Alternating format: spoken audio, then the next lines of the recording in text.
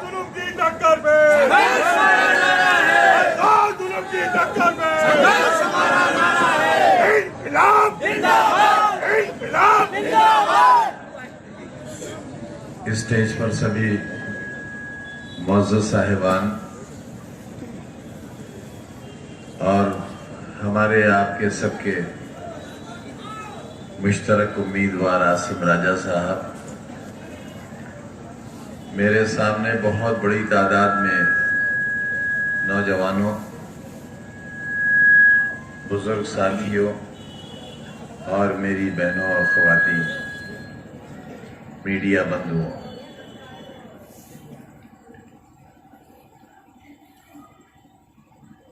मैं आज बिल्कुल जीरो की हैसियत में आपके सामने खड़ा हूं।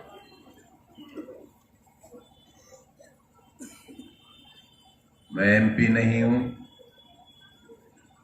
गुजरे हुए कल का वजीर नहीं हूं, एमएलए नहीं हूं और यहां तक कि मुझे वोट देने का हक भी नहीं है।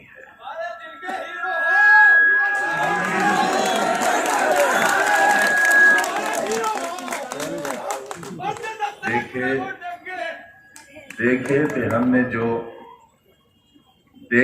हमने जो वो हसी ख्वाब क्या हुए, वो वादा अतलसो का ख्वाब क्या हुए। हमसे तो बहुत वादे किए थे बापू आपने, मुल्क को आजाद कराने वालों, बहुत वादे किए थे और हमारे उलमा ने फांसी के फंदे चूमे थे। उनकी कुर्बानियां इतनी थी कि गड्ढे पट गए थे और टीले बन गए थे उनकी लाशों से। उनकी हवेलियों के दरवाजे उनकी लाशों से सजा दिए गए थे। एक मीर जाफर ने किले का दरवाजा खोल दिया था और वक्त का टीपू सुल्तान अपने तमाम साथियों के साथ शहीद हो गया था। ये वो दिन था जब अंग्रेज हिंदुस्तान में दाखिल हुआ। तारीख फिर अपने आप को दोहराती है। बहुत नाराज रहते हैं आप लोग हमसे। आपसे मुराद आप नहीं, वो लोग जो मुनाफिक हैं, जो अपने आप के दुश्मन हैं, अपने कल के दुश्मन हैं, अपनी नस्लों के दुश्मन हैं। यहां भी कम नहीं होंगे वो लोग, और यहां वो लोग भी मौजूद हैं जिनका टेलीफोन सीधा मुरादाबाद और रामपुर और लखनऊ और दिल्ली तक मिला हुआ होगा। यहां से डायरेक्ट टेलीकास्ट हो रहा है और वो सुना जा रहा है। अगर मेरी ये हैसियत नहीं होती, जिसकी कोई गलतफहमी नहीं है मुझे, तो 24 घंटे नहीं बल्कि 24 मिनट के अंदर मेरी मेंबरशिप खारिज करके इलेक्शन कमीशन नए चुनाव का ऐलान नहीं कर देता। 5 बजे अदालत का हुक्म होता है और इस जुर्म की सबसे बड़ी सजा जो कि 3 बरस की थी, अगर ये 30 बरस की भी होती तो ये सजा शायद मुझे दी जाती। वो सजा दी गई और 5:10 पर इलेक्शन कमीशन ने ऐलान कर दिया कि रामपुर में इलेक्शन होगा। और रातों रात उत्तर प्रदेश विधानसभा के स्पीकर ने विधानसभा 37 नहीं बल्कि हड़बड़ाहट में विधानसभा 38 की सीट को वैकेंट डिक्लेयर कर दिया और अगले दिन चुनाव की तैयारियां शुरू हो गई। इतनी क्यों? आखिर क्या गुनाह है मेरा? एक वोट ही तो मांगता हूं, और वोट भी नहीं मांगा, कभी नहीं मांगा आपसे, कभी नहीं कहा मुझे वोट दो। हमेशा कहा मेरा साथ दो। मैंने बाजू फैलाकर आपको अपने बाजू में समोना चाहा, इसलिए कि आप मेरे दिल की धड़कन हो, मेरा ख्वाब हुआ।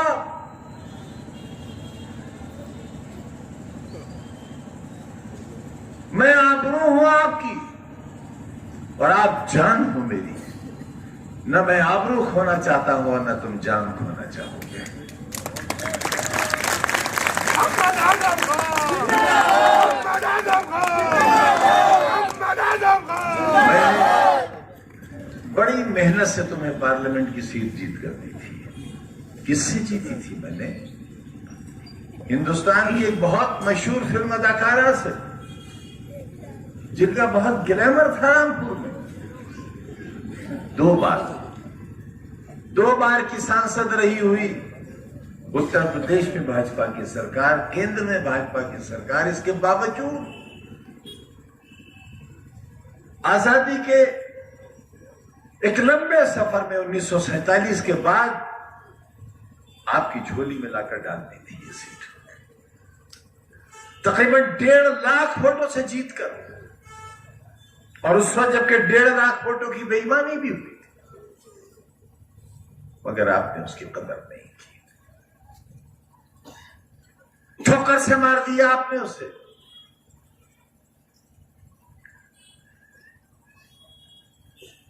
मैं जुल्म सहता रहा। मेरा पूरा खानदान, ये खानदान ही तो है मेरा, आज भी जेलों के अंदर है। मैं तन्हा कोठरी में अंधेरी रातों में तुम्हारे कल की याद करके रोता रहा। प्लास्टिक के मग में दाल के पानी से सड़े हुए गेहूं की रोटी खाता रहा।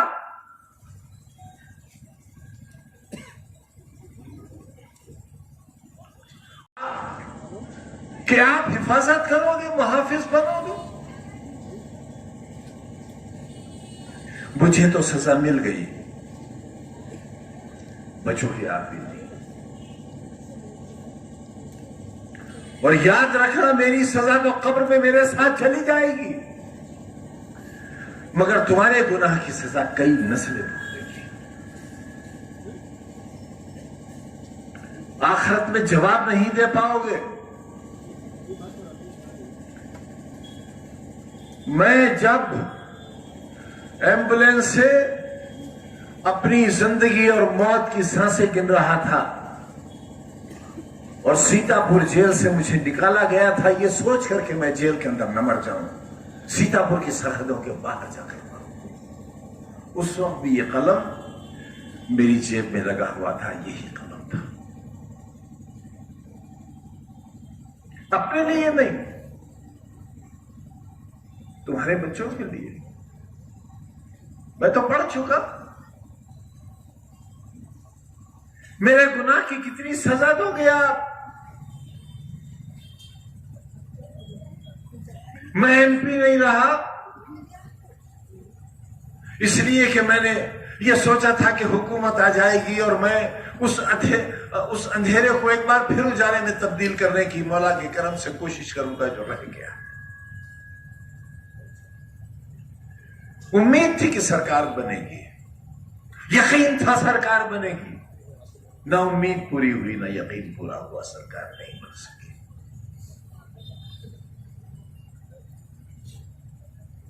पार्लियामेंट से इस्तीफा दे दिया मैंने, असेंबली का मेंबर हो गया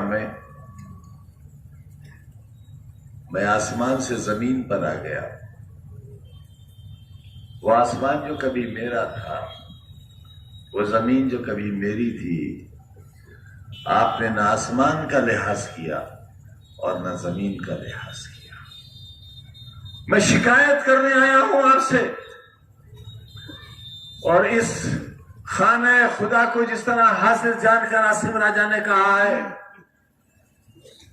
मेरी जेल की एक सांस का हिसाब नहीं चुकता कर सकते आप, मेरे एक आंसू का हिसाब नहीं दे सकते आप। सामने की बैरिक में मेरी बीवी बंद थी और 8x11 की कोठरी में मेरे साथ मेरा बेटा बंद था। कोई है ऐसा जालिम बाप जो 27 महीने तक अपनी औलाद के खून के आंसू अपनी आंखों से देखता रहा हो? है कोई बाप ऐसा जालिम? मैं हूं ऐसा बाप। किसके लिए बच्चे का मुस्तकबिल खो दिया? किसके लिए? बीमार बीवी 1 साल एड़ियां रगड़ती रही कैद के अंदर। प्रोफेसर से रिटायर होने वाली औरत किसके लिए? सोने और चांदी के कंगन के लिए? किसी आलीशान कोठी या महल के लिए? किसी जहाज या हेलीकॉप्टर के लिए? ना, इसके लिए। पार्लियामेंट का चुनाव आया और आपने आसिम रजा को हरा दिया। शर्म नहीं आई आपको?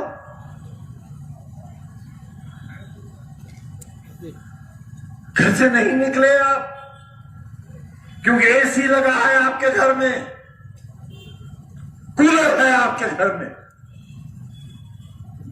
बिजली आ रही थी 24 घंटे। ये इंतजाम किसने किया था? पानी की एक एक बूंद को तरसने वाला रामपुर 200 बरस पानी कम नहीं होगा। ये इंतजाम बफजले ताला किसने किया था? यही सड़क है। तुम चल सकते थे इस पर? ये तैयारियां तुम्हारे कल की किसने की थी? तारामंडल, गांधी समाधि, शानदार सड़कें। पार्लियामेंट की शक्ल की नगर पालिका क्यों बनाई थी? इसलिए कि तुम्हारी जिंदगियों में खुशनुमाई नहीं थी, खुशियां नहीं थी, सजावट नहीं थी। तुम एक अंधेरे का शिकार थे। तुम एक ऐसी रियासत में रहते थे जिसका मालिक तुम्हें गधे का बच्चा कहता था। तुम्हारे अजदाद को गधे का बच्चा कहता था और जो गधे का बच्चा कहलाता था वो अपने घर जाकर कहता था आज सरकार ने हमें गधे का बच्चा कहा है। मैं तुम्हें इंसान बनाना चाहता था। मैं तुम्हें एक बेहतरीन शहरी बनाना चाहता था। मैं तुम्हें हिंदुस्तान का सबसे अच्छा शहरी बनाना चाहता था। मैं तुम्हारे बच्चों को कलेक्टर और एसपी की कुर्सी पर बैठाना चाहता था। तुम्हारे दिल और दिमाग का इलाज करने वाला डॉक्टर बनाना चाहता था। यह था मेरा खुदा। और तुमने क्या किया मेरे अरमानों के साथ? घर से नहीं निकले राजा के लिए, क्योंकि एयर कंडीशन की ठंडी हवाएं तुम्हें ज्यादा पसंद थी। नैनीताल की ठंडी फिजाएं, हवाएं और वहां की पहाड़ियां तुम्हें पसंद थी और तुम नैनीताल चले गए। उस दिन शर्म नहीं आई? नहीं शर्म आई? मुझे आई। मुझे आज भी आती है शर्म। वहां जाकर शराबें पीने वाले लोग, ठंडी वादियों में ऐशो इश्रत का वक्त गुजारने वाले लोग रामपुर के मुस्तकबिल के मुहाफिज नहीं हो सकते, ना आज और ना आने वाले कल।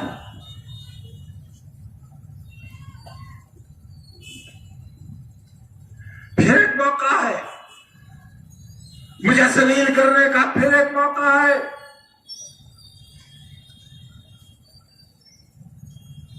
मैं चुनाव जीतता रहा तुम्हारी मोहब्बतों से, लेकिन चुनाव हराने वालों की ताकतें बहुत ज्यादा थी। मगर क्योंकि फजल इलाही हमारे साथ था, लिहाजा फतह हमारे नाम लिखी जाती थी और दुश्मन जलीलो ख्वार हुआ करता।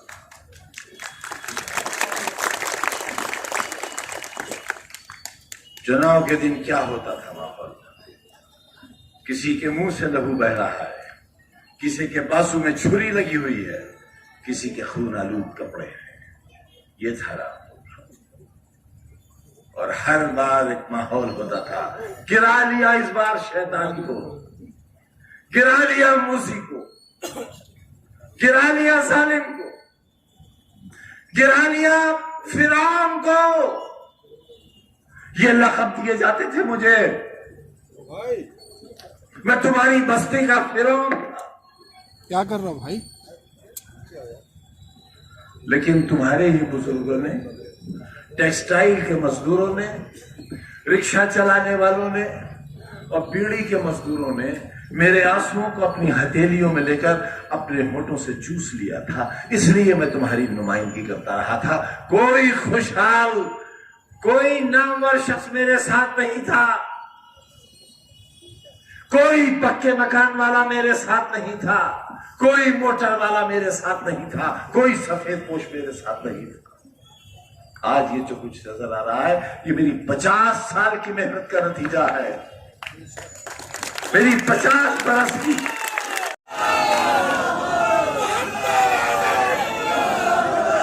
कभी आप तो पूरी दुनिया में घूमते हो, पूरे हिंदुस्तान में जाते हो, किसी होटल में मुझे खाना खाते देखा तुमने आज तक? रामपुर में कहीं चाय कॉफी पीते देखा आज तक? किसी ठेले पर बताशे खाते देखा आज तक? कभी कहकहा मारकर हंसते हुए देखा मुझे आपने? फिर आखिर मेरी मुस्कुराहटें क्यों छीन लिया आपने? मेरी सांसें क्यों छीन लिया आपने? 27 महीने की तनहा कोठरी की कैद क्यों दी आपने हमको? क्या गलती थी हमारी? क्या खता थी हमारी? गुनाह बताओ हमारा। क्यों हुआ जमाना दुश्मन? सरकार क्यों दुश्मन हुई मेरी? मेरी जान की दुश्मन क्यों हुई? मुझे क्यों जेल में जहर दिया गया?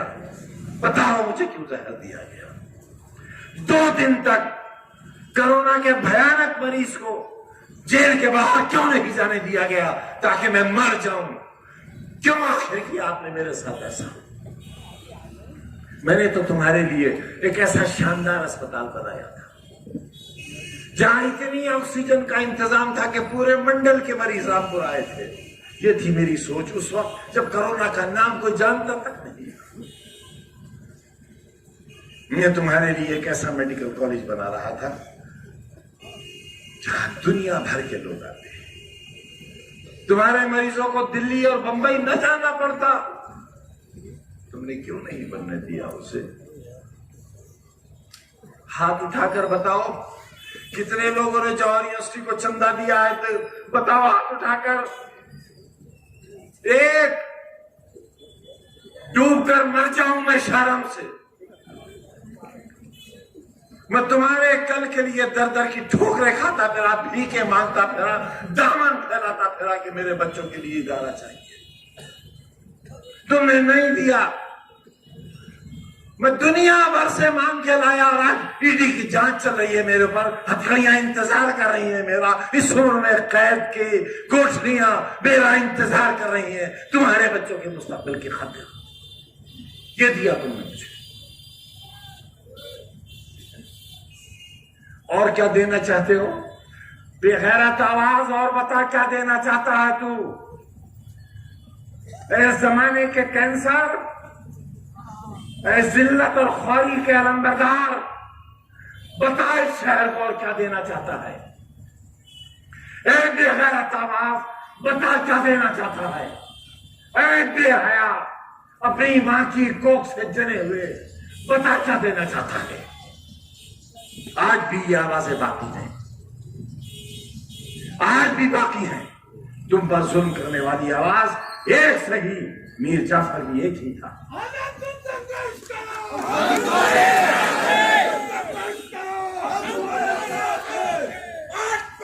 मेरी मौत चाहते हो?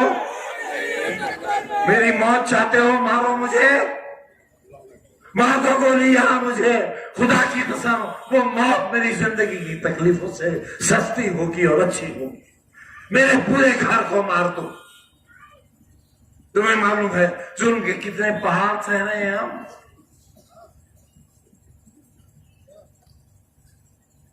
हंसो हम पर, तहखाए लगाओ, बेचो अपना जमीर, बिक जाओ एक एक टके के लिए और इतना करो अफसरान को जो हमारी बर्बादी चाहते हैं। ये जलसा नहीं है आज, ये रोजे हिसाब है। तुमसे हिसाब लेने आया हूं, तुमसे मौत मांगने आया हूं अपने लिए। थक गया मैं इस जिंदगी से।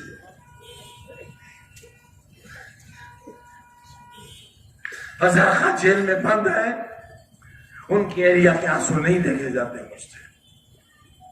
जेल में बच्चे बंद है बेगुनाह, किसी ने मशीन नहीं चुराई है, किसी ने फर्नीचर नहीं चुराया है। मैं लाता था कलकत्ते से ट्रक के ट्रक भर के फर्नीचर के, पुराने कबाड़ के, उनकी मरम्मत कराता था, उन्हें पॉलिश कराता था और तुम्हारी उस इंडस्ट्री में उन्हें सजाता था। पुलिस उन्हें उठा कर ले गई, हमें डाकू और चोर बना दिया। जीना चाहूंगा, जीना चाहूंगा ऐसी जिंदगी ना।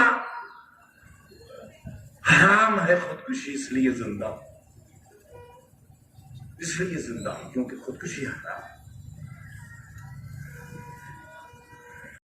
32% वोट दिया आपने और 40% दे देते तो आसिम राजा आज 60,000 70,000 वोट से जीता हुआ मेंबर पार्लियामेंट होता और मेरी वकालत कर रहा होता पार्लियामेंट में। आपने हरा दिया उसे। शाबाश, मुबारक आपको, मुबारक गयूर रामपुर वालों आपको। एसी की ठंडक मुबारक, कूलर की ठंडक मुबारक, टाइल्स लगे हुए घर मुबारक, पत्थर के फर्श मुबारक, फिसल के गिर जाते अगर वोट डालने चले जाते। पुलिस ने डंडा मारा था ना जमीन पर, इसलिए भाग खड़े हुए थे।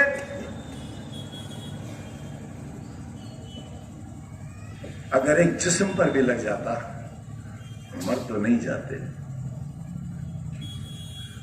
मैं तुम्हारे जख्मों पर अपने दिल का खून लगाकर उनको मरहम बना देता, पर तुम घर से निकलते तो जालिमो। राजा पठान नहीं है इसलिए, इंसान तो है, इंसान तो है। तुमने एक इंसान को जलील किया है।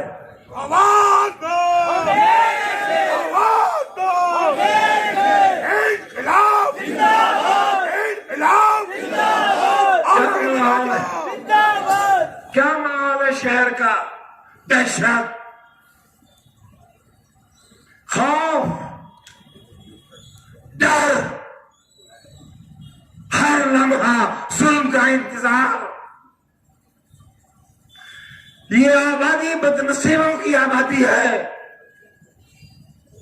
पूरी दुनिया के सबसे कम नसीब लोग मेरे लोग यहां रहते हैं, इसलिए उन पर सितम ढाया जा रहा है। मेरा दिल फट जाएगा,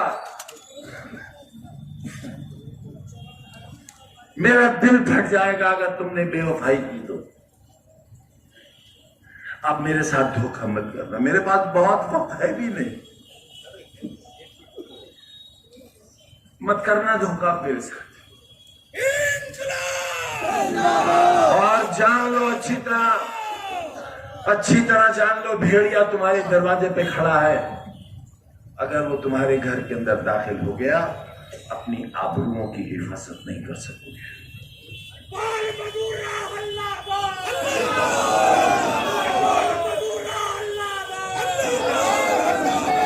कुछ मत सोचना मेरे लिए, कुछ मत सोचना मेरे बारे में बहनों, कुछ मत सोचना। मैं तो इंतजार इस बात का कर रहा हूं किस दिन मुझे देश निकाला मिलेगा, क्योंकि अब सिर्फ एक ही जुल्म बाकी रह गया है कि मुझे हिंदुस्तान से निकाल दिया जाए।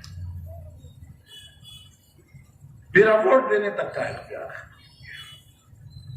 मेरे जीने का इसलिए बाकी है कि वो मुझे सीधे नहीं मारना चाहते, चाहते हैं एड़ियां रगड़ रगड़ करने पर। सारा सारा दिन अदालत में खड़ा रहता हूं, मेरे अहबाब, मेरी बीवी, मेरे बच्चे फैसलों का इंतजार करते हैं कि अब कौन सी जेल होगी, कहां जाना है। मैं कहां गया, मैंने क्या कर दिया यार?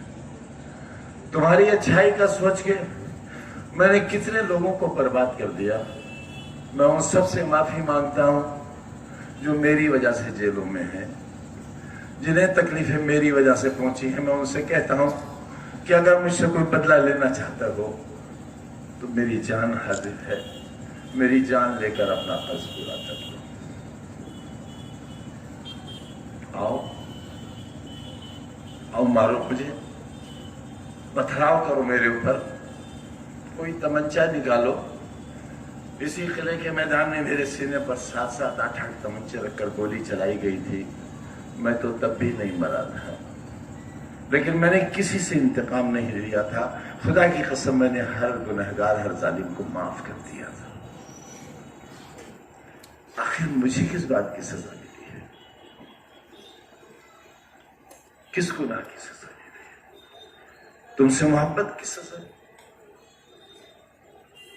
तुम्हारी चाहत की सजा, तुम्हें अपना कहने की सजा, तुम्हारे लिए भूखे रहने की सजा, तुम्हारे लिए कभी ना हंसने की सजा, तुम्हारे लिए अंधेरों में रहकर तुम्हारे लिए दुआएं मांगने की सजा।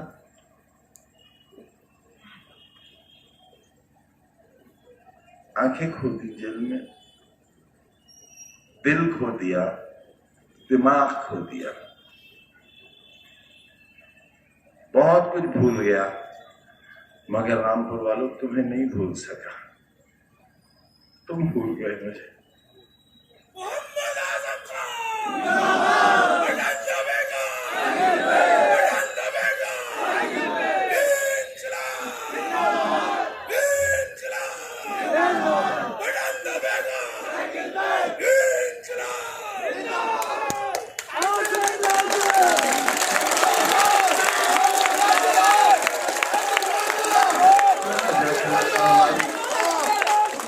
लाज रख लेना हमारी, लाज रख लेना हमारी। मेरी माओ बहनों, एक ऐसी दुआ मांग लो जिसमें मैं रहूं न रहूं, आप लोग सलामत रहो। अब मैं उस मंजिल में हूं कि तुम्हारे लिए दुआएं करने के सिवा मेरे पास और कुछ नहीं बचा। आपकी खैर और आफियत की दुआ करता हूं और खुमार 12 बल्कि के 2 शेर सुनाकर आपसे रुखसत देता हूं। मुझको शिकस्ते दिल का मजा याद आ गया, दिल टूटने का। मुझको शिकस्ते दिल का मजा याद आ गया, तो तुम क्यों उदास हो गए? क्या याद? मुझको शिकस्ते दिल का मजा याद आ गया, और तुम क्यों उदास हो गए? क्या याद आ गया? कहने को जिंदगी थी बहुत मुख्तसर, मगर कुछ यूं बसर हुई कि खुदा याद आ गया।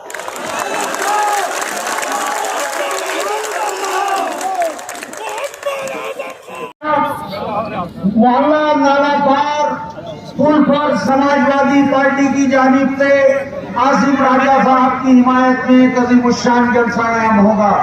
कल बरोज पीर बाद नमाज इशा नालापार पुल पर आसिम राजा साहब की हिमायत में एक अज़ीमुश्शान जलसा आयाम। ठंडा होगा, ये रखते हैं।